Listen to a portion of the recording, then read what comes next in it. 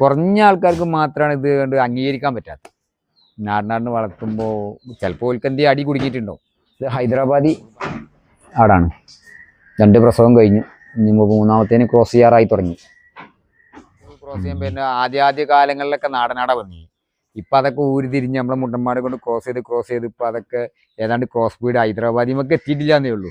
എത്തിക്കോളും വയ്ക്കാതെ ഇനി അടുത്ത തലമുറ വരുമ്പോൾ അതൊക്കെ ഹൈദരാബാദിയായിട്ട് വരും. അപ്പം ആടുകൾ തന്നെ വളർത്തുന്ന ആൾക്കാർ ചോദിച്ചിട്ട് ഇതിമെന്ന് എന്ത് ഇങ്ക കിട്ടുക എന്ന് ചോദിക്കുന്നുണ്ട്. എന്നെ സംബന്ധിച്ചിടത്തോളം എനിക്കൊരുപാട് ഉണ്ടാക്കി തന്നിട്ടുണ്ട്. എങ്ങനെയൊന്നും എനിക്ക് പറയാൻ പറ്റില്ല. പക്ഷെ എനിക്കൊരുപാട് കാര്യങ്ങൾ എന്താ വെച്ചാൽ നമ്മളിവിടെ പാലുണ്ടാകാൻ വേണ്ടിയിട്ട് ഒരു തീറ്റയും കൊടുക്കണം. ഞാൻ ഇവിടെ കൊടുക്കണ കൈത്തീറ്റല്ലാതെ അതിന് വേണ്ടിയിട്ട് നമ്മളിപ്പം കാൽസ്യമോ അങ്ങനത്തെ ഒരു സപ്ലിമെൻറ്റും ഞാൻ കൊടുക്കുന്നില്ല. ഇനിയിപ്പോൾ കുറേശ്ശെ തീറ്റൊക്കെ തിന്ന് വെള്ളം കൊടുത്തു കഴിഞ്ഞാൽ പിന്നെ ഒരു ഫുള്ള് റെസ്റ്റാണ്. പിന്നെ നാളെ നേരം വെളുത്തൊരു 9 മണി 10 മണിൻ്റെ സമയമാവും പിന്നെ അടുത്ത തീറ്റ കൊടുക്കാൻ. ബാ ഡാ ഇപ്പം നമ്മളെ 1 മാസമായി കുട്ടിക്ക്. 1 മാസമായി കുട്ടി. മുട്ടൻ കുട്ടിയാ. ഇപ്പോൾ പ്രസവിച്ചിട്ട് ഇപ്പോൾ 1 മാസമായതാണ്. മുട്ടൻ കുട്ടിയാ. തള്ളക്ക് ഒരു കുട്ടിയെ ഉണ്ടാവുള്ളൂ. ഇതിൻ്റെ കഴിഞ്ഞ പ്രസവത്തിൽ 2 പ്രസവത്തിൽ 2 കുട്ടികളും പെടുന്നുണ്ട്. ഒരാൾ ഇതാ ഇവിടെ കിടക്കുന്നു, ഒരാൾ ഇതാ അവിടെ കിടക്കുന്നു. പ്രാവശ്യം മുട്ടൻ കുട്ടിയാ. ഇതാ എന്തൊക്കെയുണ്ട് നേരണ്ട. ആരാടിന് മാത്രമേ ഒരു കുട്ടിയെ ഉണ്ടാവുള്ളൂ. ബാക്കിയൊക്കെ ഫസ്റ്റത് ഒന്നുണ്ടായാലും പിന്നെ 2 കുട്ടികളുണ്ടായിട്ടുണ്ട്. പിന്നെ ചിലത് ഒരു പ്രസവത്തിൽ ഒരു കുട്ടിയാണെന്നുണ്ടെങ്കിൽ ബേറ്റത്തെ പ്രസവത്തിൽ 2 കുട്ടി. ഇപ്പോൾ തോത്താപ്പേരി ഫസ്റ്റത്തെ പ്രസവത്തിൽ 1 കുട്ടിയുള്ളതിന്, രണ്ടാമത്തേൽ 2 കുട്ടികൾ, ഇപ്പോൾ മൂന്നാമത്തേൽ 1 കുട്ടിയുള്ളൂ. അതിന് മാത്രമേ ഒരു കുട്ടി. ഈ ഹൈദരാബാദി എന്ന് പറയാൻ ചിലപ്പോൾ ക്രോസ് ബ്രീഡ് എന്ന് പലരും പല രീതിയിലും വിളിക്കും. എന്തായാലും അതിനൊരു കുട്ടിയെ ഉണ്ടാവുള്ളൂ. ഇപ്പോൾ 3 പ്രസവം കഴിഞ്ഞപ്പോൾ തെളിയിച്ച് തന്നത് അങ്ങനെ ഓരോ കുട്ടികളാണ് നമുക്ക് കിട്ടിയത്. അത് കുഴപ്പമില്ല. നല്ല മിടുക്കുള്ള നല്ല കുട്ടികളാണ് തന്നതൊക്കെ. നല്ല കുട്ടികളാണ് ആട് തന്നതൊക്കെ. ഇനിയിപ്പോൾ 2 കുട്ടികളും ഇവിടെ ഉണ്ട്. ഇപ്പോൾ നിലവിൽ മുന്നേ ഉള്ള 2 പെടക്കുട്ടികൾ. ഒന്നിപ്പോൾ ഒരു പ്രസവം കഴിഞ്ഞു. ഇതാണ് ഒരു കുട്ടി, അതിൻ്റെ ആദ്യത്തെ കുട്ടി. അത് ഫസ്റ്റിലെ കുട്ടിയാണിത്. അവളിപ്പോൾ ഒരു പ്രസവം കഴിഞ്ഞ് രണ്ടാമത്തേന് ക്രോസ് ചെയ്തു. രണ്ടാമത്തേന് ക്രോസ് ചെയ്തിട്ട് വളർത്താൻ ആൾക്കാർ കുറവാണ്. പെടക്കുട്ടികൾ എന്നാലും പോകുന്നുണ്ട്. നമുക്കിപ്പോൾ സാധനം ഇവിടെ കൊടുക്കാനില്ല. ഇവിടെ ഇപ്പോൾ ആയതോടത്തോളം കുട്ടികളൊക്കെ കൊടുത്തു കഴിഞ്ഞു. പെടക്കുട്ടികൾക്ക് ഡിമാൻഡ് ഉണ്ടെങ്കിൽ കൂടിയിട്ട് പഴയ കാലത്തെ ഒരു ഡിമാൻഡൊന്നും ഇല്ല. കാരണം പുതിയതായിട്ടുള്ള ആൾക്കാർ ഇതിലേക്ക് കടന്നു വരുന്നില്ല. ഒന്നാമത് ആൾക്കാർക്ക് സമയമില്ല. അതാണ് മെയിൻ പ്രശ്നം. ആൾക്കാർക്ക് സമയമില്ല. ആൾക്കാർക്കൊക്കെ ഇപ്പം പിന്നെ കുറഞ്ഞ ഇതിൽ കൂടുതൽ സമ്പാദിക്കാൻ പറ്റുക എങ്ങനെയാണെന്നുള്ളൊരു ചിന്തയിൽ നടക്കുകയാണ്. അപ്പോൾ ആടുകൾ തന്നെ വളർത്തുന്ന ആൾക്കാർ ചോദിച്ചിട്ട് ഇതിമെന്ന് എന്ത് ഇങ്ക കിട്ടുക എന്ന് ചോദിക്കുന്നുണ്ട്. എന്നെ സംബന്ധിച്ചിടത്തോളം എനിക്കൊരുപാട് ഉണ്ടാക്കി തന്നിട്ടുണ്ട്. എങ്ങനെയൊന്നും എനിക്ക് പറയാൻ പറ്റില്ല. പക്ഷെ എനിക്കൊരുപാട് കാര്യങ്ങൾ ഇതിമെന്ന് സാധിക്കാൻ കഴിഞ്ഞിട്ടുണ്ട്. ഇപ്പോഴും സാധിച്ചുകൊണ്ടിരിക്കുന്നുണ്ട്. കാരണം ഞാൻ എങ്ങനെയായിരുന്നു തുടങ്ങിയത് എന്നുള്ളത് ഇവിടെ കുറച്ച് ആൾക്കാർക്കൊക്കെ അറിയാം. എല്ലാവർക്കും ഒന്നും അറിഞ്ഞൊന്നും ഉണ്ടാവില്ല. എത്ര ആട് വെച്ചിട്ട് എങ്ങനത്തെ കൂടായിരുന്നു എന്നൊക്കെ. ഇന്നിപ്പോൾ അത്യാവശ്യം കുഴപ്പമില്ലാത്ത നല്ലൊരു കൂട് മെയിൻറ്റെയിൻ ചെയ്ത് അതിൽ കുറച്ച് ആടുകളെ നല്ല ആടുകളെ നിർത്താൻ കഴിഞ്ഞു. അതുതന്നെ നമ്മളൊരു വിജയമാണല്ലോ. പക്ഷേ ഇത് കണക്കുകളും കാര്യങ്ങളുമായിട്ട് ലാഭത്തിൻ്റെ കണക്ക് നോക്കുന്ന ആൾക്കാർ മാത്രമേ ഇത് പിറകോട്ട് പോയിട്ടുള്ളൂ. ആടുകൾക്ക് തീറ്റ കൊടുക്കുന്ന കാര്യത്തിൽ കണക്ക് വെക്കുക, അങ്ങനെ കണക്ക് നോക്കിയിട്ടുള്ള ഒരു കുറച്ച് ആൾക്കാർ ഈ മേഖല വിട്ടുപോയിട്ടുണ്ട്. അപ്പോൾ ചെറുവിലേക്ക് വന്നു പിന്നെ കണക്ക് വെക്കണ്ടേന്ന് ചോദിക്കും. നമ്മൾ ഇതിനെ ഒരു ജീവിയായിട്ട് നമുക്കൊരു മുതലും പിന്നെ എങ്ങനെ പറയുക, നമുക്കൊരു ബെനിഫിറ്റ് ജീവിയായിട്ട് അങ്ങനെ കാണരുത്. നമ്മളെ കൂടെ ഉള്ള നമ്മളൊരു ജീവിയാണല്ലോ, അതായത് മനുഷ്യജീവിയാണല്ലോ നമ്മൾ. ഓരോരു ജീവിതമാണ്. അപ്പോൾ അവരെ നമ്മളെ മക്കളെ എങ്ങനെ നോക്കുന്നോ അതേപോലെ നോക്കിക്കഴിഞ്ഞാൽ തീർച്ചയായിട്ടും ബെനിഫിറ്റ് ഉണ്ടാവും. അത് എത്ര തന്നെ ചിലവാക്കിയാലും ആ ഇൻകം തിരിച്ച് കിട്ടും. എനിക്ക് കിട്ടിയിട്ടുണ്ട് കേട്ടോ. കാരണം ഞാൻ ഇവിടെ പലരും ചോദിച്ചു കൊടുക്കുന്ന തീറ്റ പാടെ കൊടുത്താൽ എനിക്ക് എന്താ ലാഭം എന്ന് ചോദിച്ചു. ഇന്നവരെ എനിക്ക് നഷ്ടത്തിൻ്റെ കഥ എനിക്ക് പറയാനില്ല. ചിലപ്പോൾ ചില ആടുകൾ പ്രസവിച്ച് കഴിഞ്ഞാൽ കുട്ടികൾ നഷ്ടപ്പെടുന്നുണ്ട്, അതൊക്കെ ഉണ്ട്. പക്ഷെ എന്നാലും നമുക്ക് പിടിച്ചു നിൽക്കാൻ കഴിയും. ഒന്ന് പോയാൽ വേറൊന്നും ഒന്ന് കിട്ടും. ഇതിലത്രേ ഉള്ളൂ. 12 ആട് ഇപ്പോൾ ഈ കൂട്ടിലുണ്ട്. അടിയത്തെ കൂട്ടിൽ പിന്നെ മുട്ടന്മാരും ഉണ്ട്. ജോലി പറഞ്ഞാൽ നമ്മൾ മരം മുറിയല്ലേ.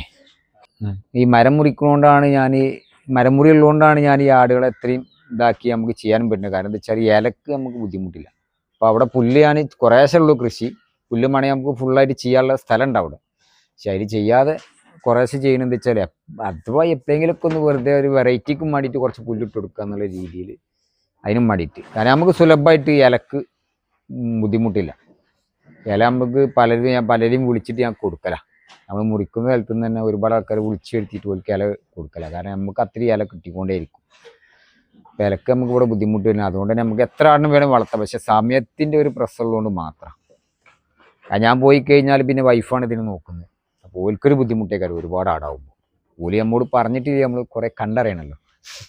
അതാണ് അതിൻ്റെ സത്യം. കാരണം ഓലി നമ്മോട് പറയൊന്നുമില്ല, പക്ഷെ നമ്മൾ കണ്ടറിഞ്ഞിട്ട് പോലെ അതുകൊണ്ടാണ് എണ്ണം കുറക്കുന്നത്. ഒരു നല്ല ആടുകളെ മാത്രം കുറച്ച് നിർത്തി, അത്രേ ഉള്ളൂ. 2 നേരം അല്ല, 2 നേരം വെള്ളം. രാവിലെ ഒരു 10 മണിയൊക്കെ ആകുമ്പോൾ ഇല ഇട്ട് കൊടുക്കും, ഒരു 11 മണിയൊക്കെ ആകുമ്പോൾ വെള്ളം കൊടുക്കും. അതുപോലെ വൈകുന്നേരം ഒരു 5 മണിക്ക് ഇല ഇട്ട് കൊടുക്കും. ഒരു 6, 6:30, 7 മണിൻ്റെ സമയത്ത് വെള്ളം കൊടുക്കുകയും ചെയ്യും. ഇത് ഹൈദരാബാദി ആടാണ്. 2 പ്രസവം കഴിഞ്ഞു. ഇനി 3ാമത്തേന് ക്രോസ് ചെയ്യാറായി തുടങ്ങി. ഹൈദരാബാദിൻ്റെ മെയിൻ ഘടകമാണ് ചെവി. അതേപോലെ പല പഞ്ച്.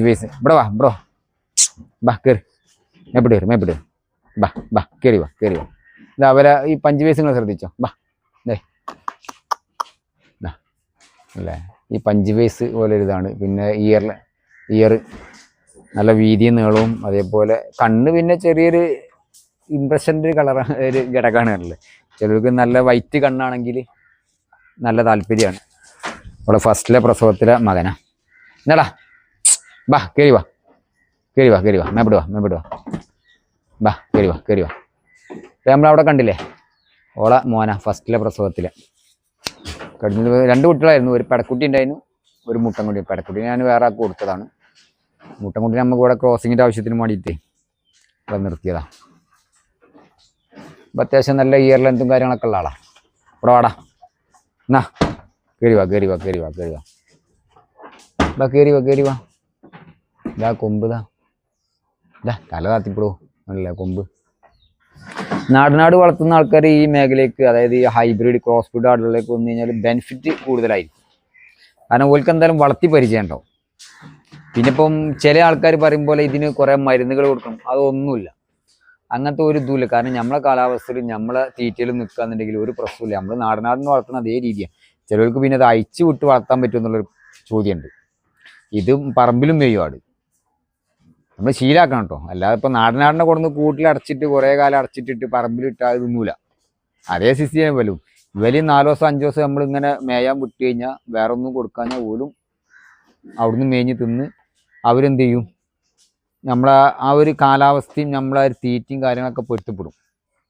അതിലിട്ട് ഇവർക്ക് ബെനിഫിറ്റ് കുറയണമെന്നില്ല അതിൻ്റെ. പക്ഷെ പലരും ഒരു വിചാരം ഓലെ മേയാൻ വിടാൻ പറ്റില്ല, പറമ്പിലേക്ക് വിടാൻ പറ്റില്ല, കൂട്ടിലിട്ട് മാത്രം വളർത്തണം, അങ്ങനെയൊന്നുമില്ല. ഇവർ പുല്ലൊന്നുമല്ലോ.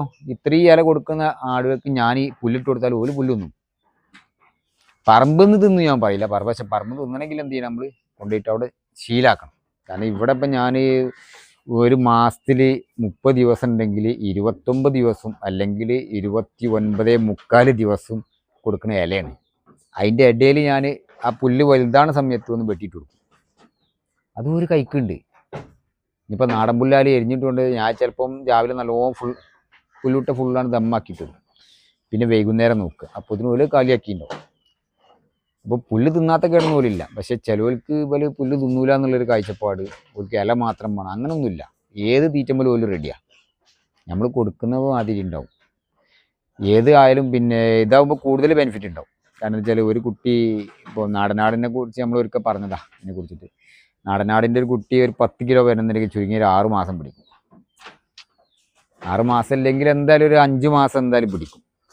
5 മാസമൊക്കെ പിടിക്കും. നേരെ മറിച്ച് ഈ ക്രോസ് പീഡനത്തിൽപ്പെട്ട ഒരു കുട്ടി 3 മാസം കൊണ്ട് 10 കിലോൻ്റെ മീറ്റ് ഇറച്ചിൽ വരും. അപ്പോൾ ബെനിഫിറ്റ് തന്നെയല്ലേ കൂടുതൽ. കാരണം ചിലവൊക്കെ സെയിമാണ്. ഈ ആടിനെ നോക്കണത്, അതിനെ നോക്കുന്നത്, സമയങ്ങൾ ഒരു മനുഷ്യനെ എന്തായാലും മെനക്കെടണം ഈ ആടുകൾ നോക്കുന്നത്. പിന്നെ തീറ്റ, പുല്ലായാലും ഇല ആയാലും ഒക്കെ സംഘടിപ്പിക്കണം, അല്ലെങ്കിൽ തൊടുവിൽ മേയാൻ വിടണം. പിന്നെ എന്തെങ്കിലും ഒരു വള്ളത്തിൽ പൊടിക്ക് ഒന്നുകിൽ കടലപ്പിണ്ണാക്ക്, കൊപ്രപ്പിണ്ണാക്ക്, അങ്ങനെ എന്തെങ്കിലുമൊക്കെ ആയിട്ട് അതും വേണം ഉപയോഗിക്കുക. അതൊക്കെ ഉപയോഗിക്കുമ്പോഴാണല്ലോ ഓരോ മേത്തും അതിനനുസരിച്ച് കാണാൻ കഴിക്കുക. അപ്പോൾ ഇതൊക്കെ പാടെ ഉപയോഗിച്ച് വരുമ്പോൾ അതിൻ്റെ ഒരു ബെനിഫിറ്റ് എന്തായാലും തീർച്ചയായിട്ടും ഉണ്ടാവും.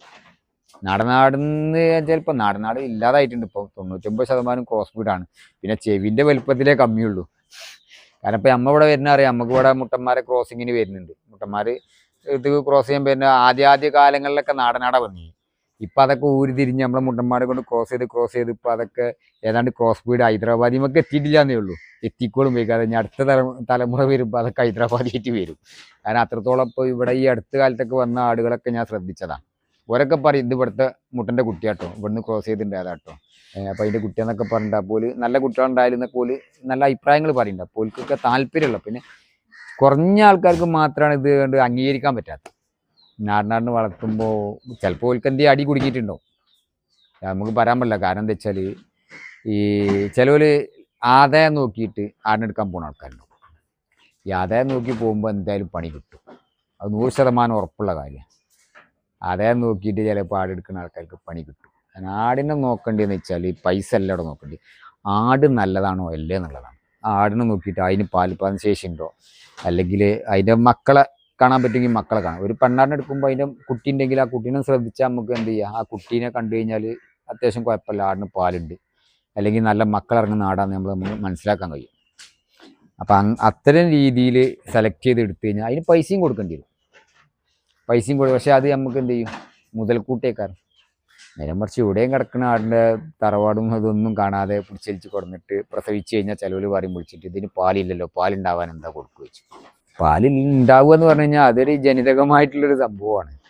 അത് തീരെ പാലുൽപാദന ശേഷി കമ്മിയുള്ള ഒരാടിന് നമ്മൾ എന്ത് മരുന്ന് കൊടുത്തിട്ടും കാര്യമില്ല, പാലുണ്ടാവില്ല. പാലുൽപാദന ശേഷിയുള്ള ഒരാടിന് കൂടുതലും മരുന്ന് കൊടുക്കേണ്ട ആവശ്യമില്ല, കൈത്തീറ്റയും കൊടുക്കേണ്ട ആവശ്യമില്ല. ഒരു മീഡിയം കൈത്തീറ്റുമ്പോൾ നിർത്തിയാലും അത്യാവശ്യം നല്ല പാലുണ്ടാവുന്നുണ്ട്. ഇപ്പോൾ നമുക്ക് തന്നെ ഇവിടെ 2 ലിറ്റർ 3 ലിറ്റർ പാലാണ് ഈ കൊടുത്തിട്ടുണ്ട്.